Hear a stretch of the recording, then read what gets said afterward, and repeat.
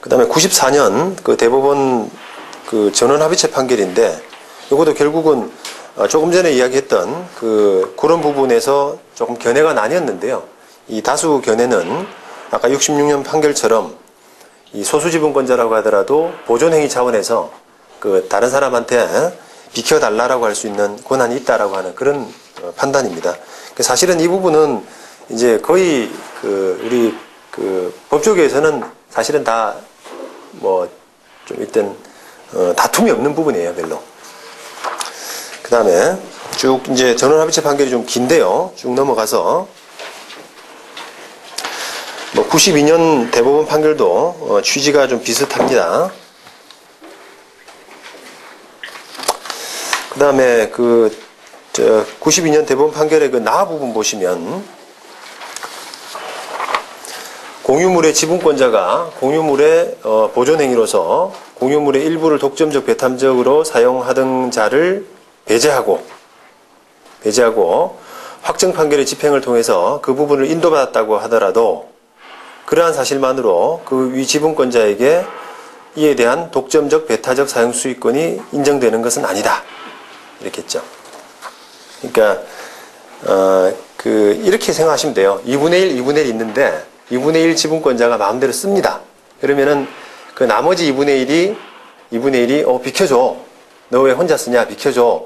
라고 해서 쫓아냈죠.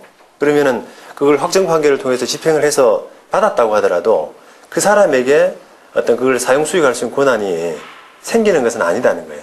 그러니까 아까 뭐 기본적으로 이 공유물의 기본 법리하고 똑같은데요. 이게 판결로서 무단 사용하는 2분의 1 지분권자를 쫓아낼 수 있을 뿐이지, 그 2분의 1 지분권자가 자기 마음대로 쓸 수 있는 건 아니라는 거예요. 아시겠죠? 그러니까 배척할 권리는 있어도 그걸 판결을 받았다고 해서 독점적으로 사용 수익할 수 있는 권한을 부여한 것은 아니다.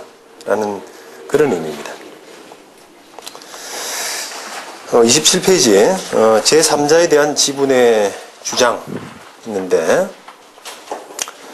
뭐 다른 사람이 공유물에 대해서 뭐 소유권 이전 등기를 마음대로 가져가 버린다거나 또는 불법적으로 점유를 빼앗는다거나 이렇게 했을 경우에 그 공유자는 그 공유물을 돌려달라, 또는 뭐 지상물을 마음대로 그 땅에다가 다른 사람이 마음대로 건물을 지었다면 그 지상물을 철거해달라, 이렇게 이제 할 수 있는 권한이 있게 되죠. 이 권한은, 이런 부분은 기본적으로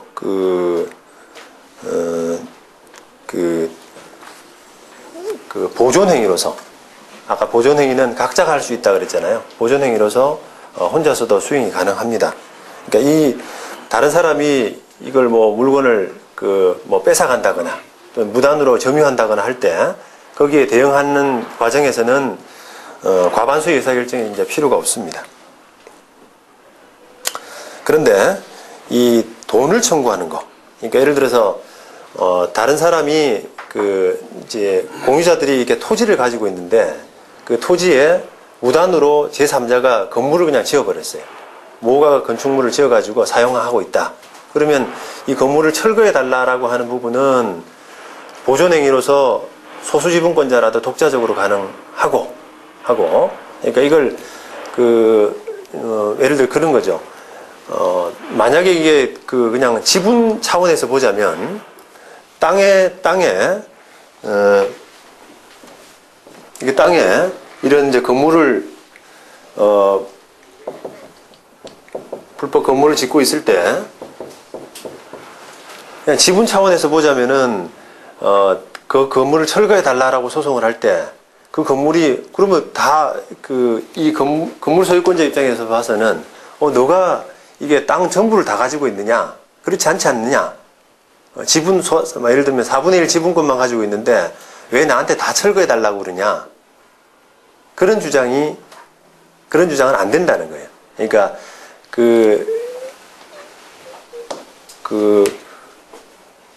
이런 공유물에 대해서 제3자가 어떤 침해하는 행위, 이런 부분에 대해서는 공유물의 보존행위 차원에서 전체적인 다 철거가 가능합니다. 그러니까 4분의 1 지분권자라도 그 건물을 다 철거해 달라. 이거는 보존행위다. 이것이 가능하다는 거예요. 근데 상대적으로 반대로 이 건물 점유하는 사람에 대해서 부당이득을 나한테 해줘라. 부당이득을 달라. 너 내 땅을 마음대로 쓰고 있지 않느냐. 라고 할 때는 그 돈 청구하는 부분에 대해서는 그게 보존행위 차원이 아니라 자기 권리이기 때문에 자기 지분 범위 내에서만 가능하다는 거예요. 네. 그게 27페이지의 그 설명 부분입니다.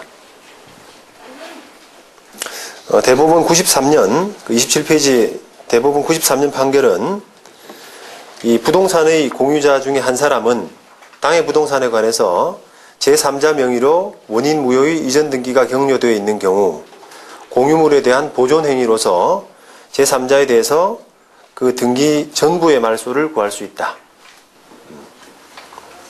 그러니까 이 말씀드린 논리처럼 4분의 1만 말소해라. 이렇게 할 필요가 없다는 거죠. 전부 다 말소하라 그러면 그거는 보존행위 차원에서 가능하다는 겁니다. 원래 뭐 우리가 소송의 가장 기본은 자기 권리를 주장하는 거잖아요. 자기가 가지고 있는 부분에 대해서만 권리 주장이 가능하지만 이 공유물 같은 경우는 보존행위라는 어떤 개념이 있기 때문에 자기 권리를 넘어서 다른 사람의 이득이 되는, 다른 공유자에게 이득이 되는 부분은 행사할 수 있도록 이렇게 이제 허용을 하고 있습니다. 그런 차원에서 93년 이 대법원 판결을 이해하시면 되겠습니다. 그 다음에 28페이지 대법원 1970년 판결. 공유물에 끼친 불법 행위를 이유로 하는 손해배상 청구권은 특별한 사유가 없는 한 공유자가 지분에 대응하는 비율의 한도 내에서만 이를 행사할 수 있다. 손해배상 청구권은 금전 청구권이거든요. 그래서 이 돈을 달라고 하는 부분은 결국은 남의 부분까지 다 달라고 할 수는 없어요. 그게 자기 권한, 보존행위의 부분을 넘어서는 보존행위가 아닌 것으로 판단하는 겁니다. 그래서 이 원심은 지금 그 원고 지분, 원고가 자기 지분을 초과해서 달라라고 하는 부분을 인정을 했는데 이런 부분을 그 대법원이 잘못됐다라고 해서 파기를 한 그런 사안입니다. 그 다음에 대법원 2008년 사례는 그 사안을 보시면은 피고들이 이 사건 건물의 1층에 있는 사우나 매표소, 그리고 지하에 있는 급수 부스타, 펌프 2개, 피고들이 그 수리비로 380만 원을 원고한테 배상할 책임이 있다. 이렇게 이제 원심이 판단을 했거든요. 근데 대법원에서 이렇게 볼 때는 이게 뭐 남의 물건을 마음대로 이제 부순 거니까, 파손한 거니까 불법행위가 되는 건 틀림없잖아요. 그리고 그 가격도 수리비가 380만 원이 든 건 맞는데 문제는 뭐냐면 이 물건들이 과연 누구 거냐? 누구 거냐? 라는 것을 따져보니까 공유다 이 말이에요. 여러 사람들의 공유인데 왜 원고한테 주라 그랬냐? 원고는 공유자 중에 일부에 불과한데 그거를 원고한테 다 주라고 하는 것은 문제가 있다. 라고 하는 그런 판단입니다. 그래서 그 29페이지 중반 부분에 보시면 여러 가지 그 소유권자 이런 걸 확정해야 되고, 만약에 이런 매표소 이런 것들이 그 건물의 공유 부분에 속한다면은 원고로서는 특별한 사정이 없는 한 그 공유 지분에 대응한 비율에 해당하는 부분을 넘어서 수리비 상당의 손해배상 청구권을 행사할 수 없다. 뭐 그런 취지입니다. 그 다음에 2003년 대법원 사례는 넘어가겠습니다. 그 다음에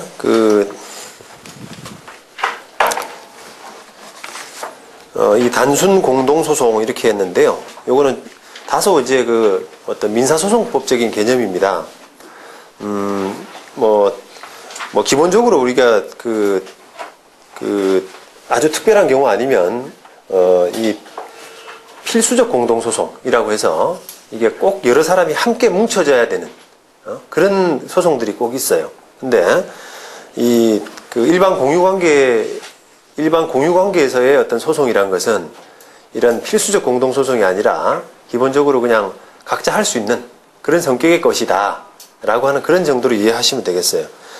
우리가 공유하고 좀 대별되는 것으로 그 합유나 총유 뭐 이런 것들을 보잖아요. 근데 합유 관계는 이 소송이 비교적 그 필수적 공동소송이 되는 경우가 참 많습니다.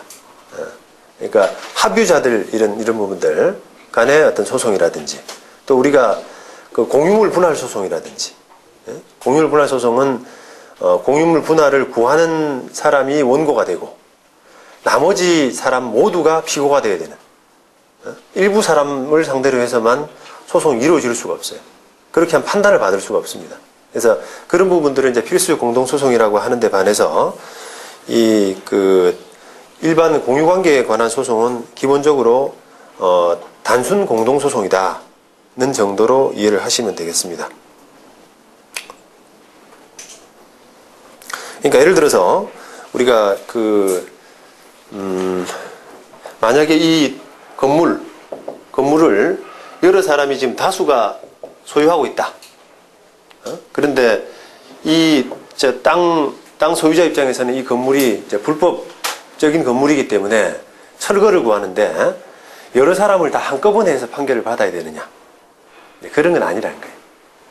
이제 이 건물이 공유 건물인데 이 토지 소유자가 건물 소유자를 상대로 철거를 구할 때 그 피고를 꼭 공유자 전부를 상대로 하지 않더라도 만약에 예를 들어서 한 사람만 상대하더라도 가능하다.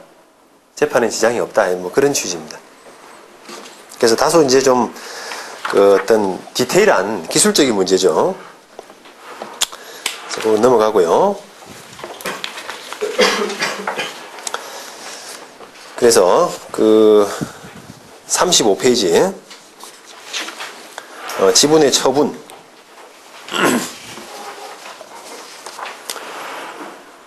공유자는 자기의 지분을 자유롭게 처분할 수 있습니다. 처분할 수 있어요. 이런 부분이 이제 좀 합유하고 좀 다른 부분인데 합유는 사실 경매하고는 별 관련이 없습니다. 그래서 합유는 제가 언급을 안 했는데요.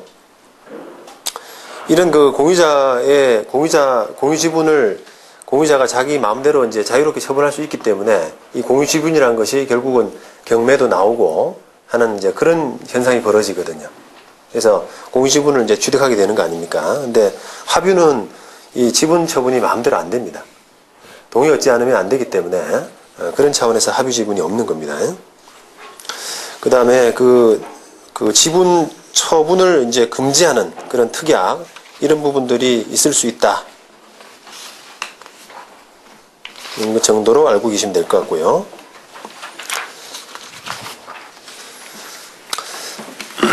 그 다음에 39페이지에 공유물의 처분, 변경, 관리, 보존. 자, 264조에 공유자는 다른 공유자 동의 없이 공유물을 처분하거나 변경하지 못한다. 이렇겠죠. 그러니까 공유 지분은 마음대로 이제 자기 지분은 자기가 처분하고 이런 거는 가능하지만 전체를 처분할 수 없다는 거죠. 그건 뭐 여러분들이 실무에서 당연히 피부로 느끼시는 거예요. 남의 지분을 어떻게 처분하겠어요, 그죠? 그런 걸 이제 선언해 놓은 건데, 그럼 처분이란 게 뭐냐? 처분이란 게 뭐냐라고 하면 공유물을 양도하거나 그 위에 물권을 설정하는 것을 말한다. 그러면 2분의 1, 2분의 1 지분 가지고 있는 상황에서 A, B가 가지고 있는데 A가 B 지분까지 같이 처분했다. 어떤 사람이 부동산을 사겠다고 그래서 자기 지분뿐 아니라 B 지분까지 같이 처분했다라고 하게 되면은 그거는 이행하기가 힘들겠죠, 그죠? 그래서 요거를 민법 569조에 타인의 권리 매매라고 그래요. 다른 사람 권리 매매라고 해서 내게 아닌 다른 사람 거를 파는 거 아니겠습니까? 그래서 민법 569조에는 매매의 목적이 된 권리가 타인에게 속한 경우에는 그 매도인은 그 권리를 취득해서 매수인에게 이전하여야 한다. 이렇게 규정을 하고 있는데 뭐 당연한 말이죠, 사실은. 계약 자체가 꼭 계약 자체란 것은, 계약이란 것은 꼭 내 소유권이 있어야만 계약이 유효한 건 아닙니다. 내가 지금은 가지고 있지 않더라도 내가 취득할 자신이 있기 때문에 저걸 팔 수도 있는 거예요. 그럼 계약으로서는 당연히 유효한 건데, 일단 계약할 때, 그 매매 계약을 할 때는 다른 사람 권리잖아요. 그죠? 타인의 권리지 않습니까? 그래서 그 타인의 권리를 매매할 때는 결국은 그 권리를 취득해서 줘야 된다라고 하는 부분을 이렇게 569조에서 규정을 하고 있습니다. 그래서 그런 논리로 보는 겁니다. 공유지분권자가 다른 지분권까지, 처분할 수 없는 다른 지분권까지 팔아버렸을 때는 그런 권리관계에 선다. 그래서 그 쭉 나온 대법원 판례들도 다 마찬가지죠. 그런 비슷한 취지들이 다 있습니다.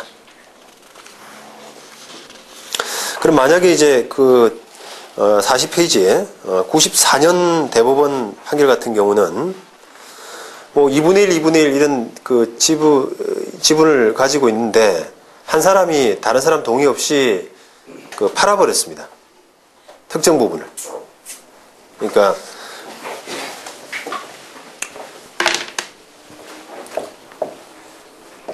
땅이 이렇게 있는데요.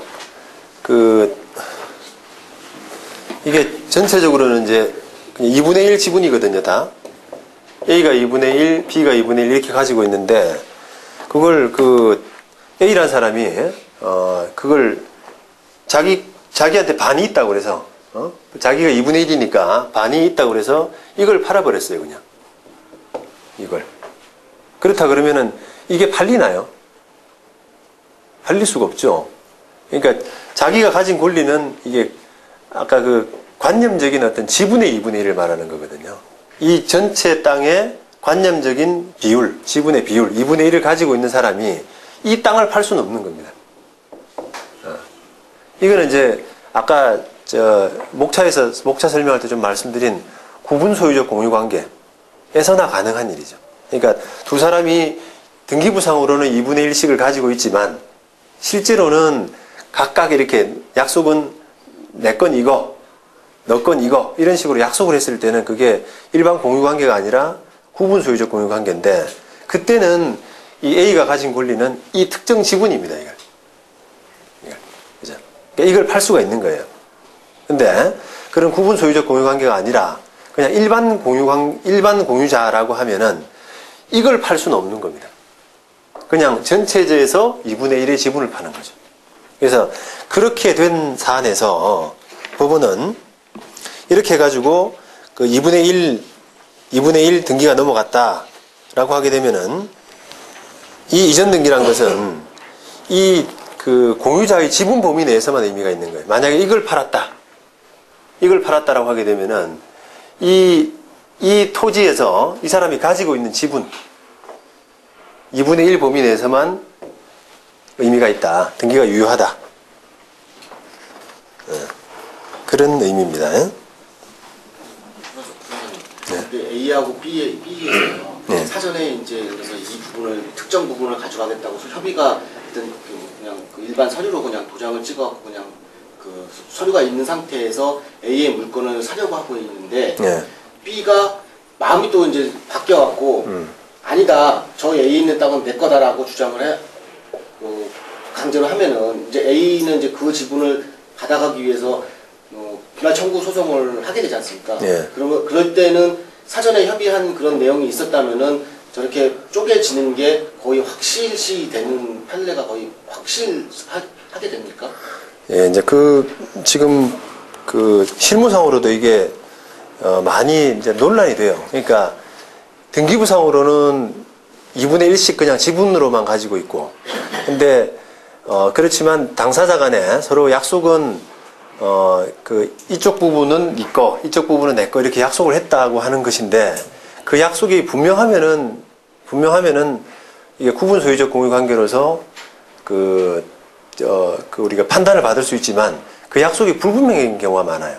그러면은 한쪽은 구분 소유적 공유 관계라고 하고 다른 한쪽은 일반 공유 관계라고 하고 이런 이제 다툼이 생기는 거죠. 물론 이제 구분 소유적 공유 관계라고 주장하는 사람은 대체로 좋은 좋은 자리를 가진 사람이겠죠. 그 사람은 요거는 내 거고 나쁜 자리는 네 거다. 그렇게 원래부터 약속을 했지 않았느냐. 이렇게 이제 주장을 하는 건데 그 지금 말씀하신 부분은 그 판례에서 어떻게 되느냐라는 부분보다는 사실관계에 관한 부분입니다. 그러니까 두 사람 간의 약속이나 여러 증거들을 종합해서 과연 이게 구분 소유적 공유 관계에 있는 물건이냐 아니냐 하는 그런 사실관계의 문제예요. 그래서 방금 말씀하신 분께서요. 그 처분을 허용은 처분한 범위가 지금 범위 예상 부여되는 말 여기가 참 한 번 더 설명해 주시면 고맙겠습니다. 예.